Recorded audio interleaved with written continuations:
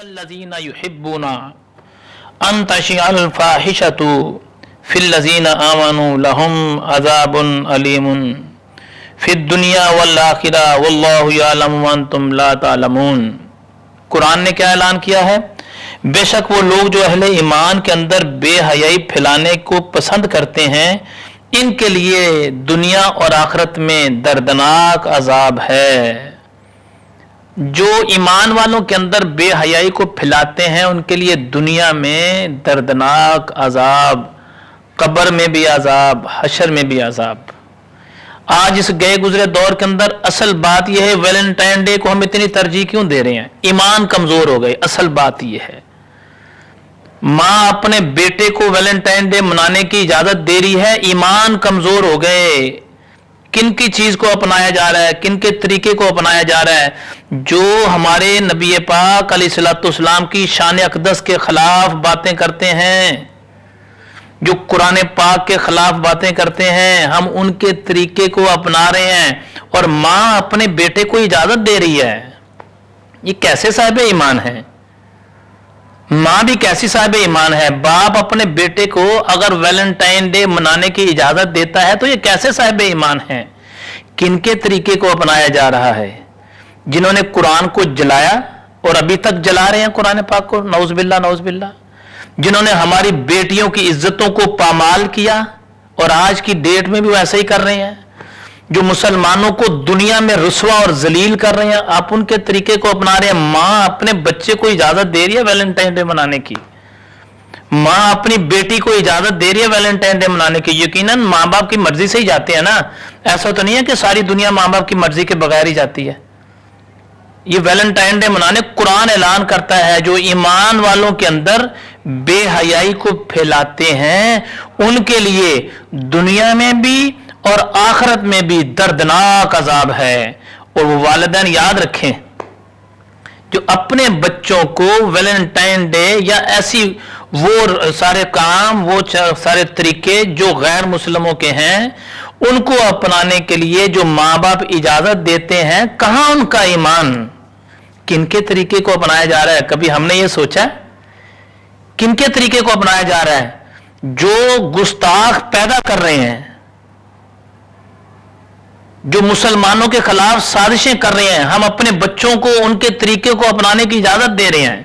اے نوجوانوں سوچو ذرا، کل نفس ذائقۃ الموت، ایک دن دنیا کو چھوڑ کے چلا جانا ہے۔ آج ادھر بھی گستاخی ہو رہی ہے، نبی علیہ الصلوۃ والسلام کی ذات اقدس کے خلاف ادھر بھی ہو رہی ہے، جو ان کی شان میں ادھر بھی گستاخیاں ہو رہی ہیں۔ یہ کیوں ہو رہی ہیں؟ اس لیے کہ بے حیائی کے اندر جب اولادیں پیدا ہوں تو پھر گستاخ پیدا ہوتے ہیں، یاد رکھو۔ زنا سے جو اولادیں پیدا ہوں وہ گستاخ پیدا ہوتے ہیں۔ پھر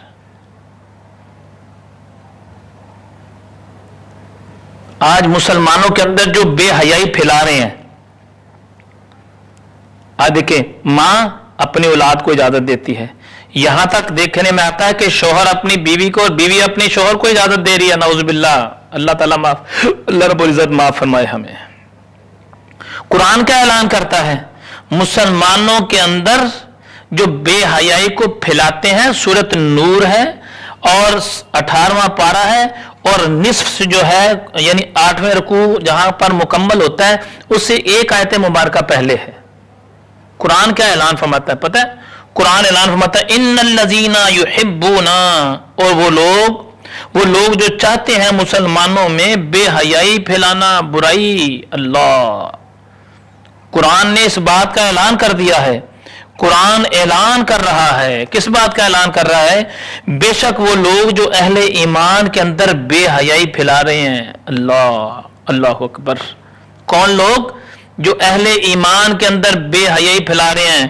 آگے ہے جو اہل ایمان کے اندر بے حیائی کو پھیلانا پسند کرتے ہیں یا پھیلا رہے ہیں، جو بے حیائی کو پھیلانا پسند کرتے ہیں، اللہ رب العزت کی طرف سے دنیا میں بھی اور آخرت میں بھی ان کے لیے دردناک عذاب ہے۔ نوجوانوں سوچو، آج ہمارے ایمان کمزور ہوئے تو یہ رسومات اور یہ غیر مسلموں کے تہوار ہم نے منانے شروع کیے۔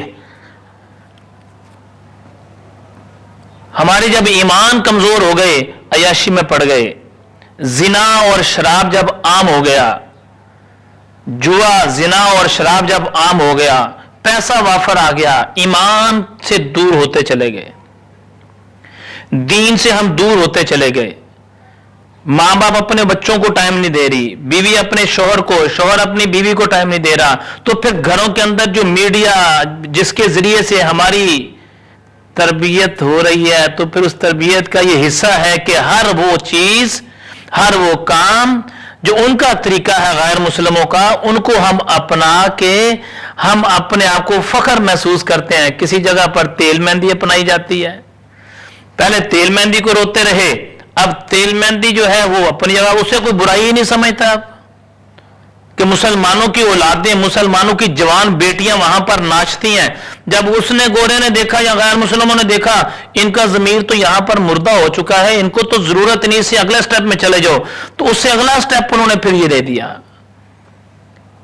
کہ ویلنٹائن ڈے مطلب برائی کا حد، یعنی ہر وہ کام جسے قرآن نے منع کیا ہے، مسلمان تو ہمارے ان کے طریقے کو اپنا رہے۔ ایمانداری سے فیصلہ کریں، کیا وہ آپ کی بیٹیوں کی عزتوں کو پامال نہیں کر رہے؟ کیا وہ آپ کی بیٹیوں کی عزتوں کو سر عام مسلمانوں کے سامنے، پوری دنیا کے سامنے ان کی عزتوں کو نہیں لوٹتے؟ کیا تمہارے معصوم بچوں کو وہ قتل نہیں کر رہے؟ کیا وہ تمہارے جوانوں کو سامنے کھڑا کر کے زندہ جلا نہیں رہے؟ وہ کیا وہ مسلمانوں کو تمہارے سامنے کر کے ان کی گردنیں ان کے تن سے جدا نہیں کر رہے؟ کیا وہ تمہارے سامنے مسلمانوں کو کھڑا کر کے اور ایک فیتہ لگا کے بم کے ذریعے درجنوں کے حساب سے لوگوں کو قتل نہیں کر رہے، شہید نہیں کر رہے؟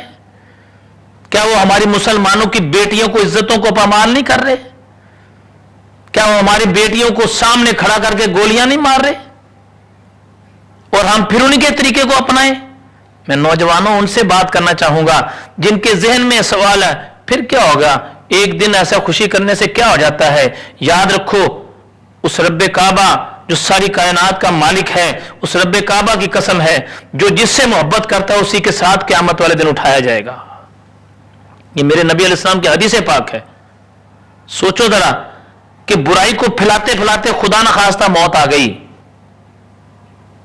یہ ویلنٹائن ڈے منانے والوں خدا نہ خواستہ بغیر توبہ کے مر گئے، بغیر توبہ کے موت آ گئی۔ اگر آپ نے توبہ کی بھی اور مالک نے قبول ہی نہ کی، پھر غیر مسلموں کے ساتھ اٹھائے جاؤ گے۔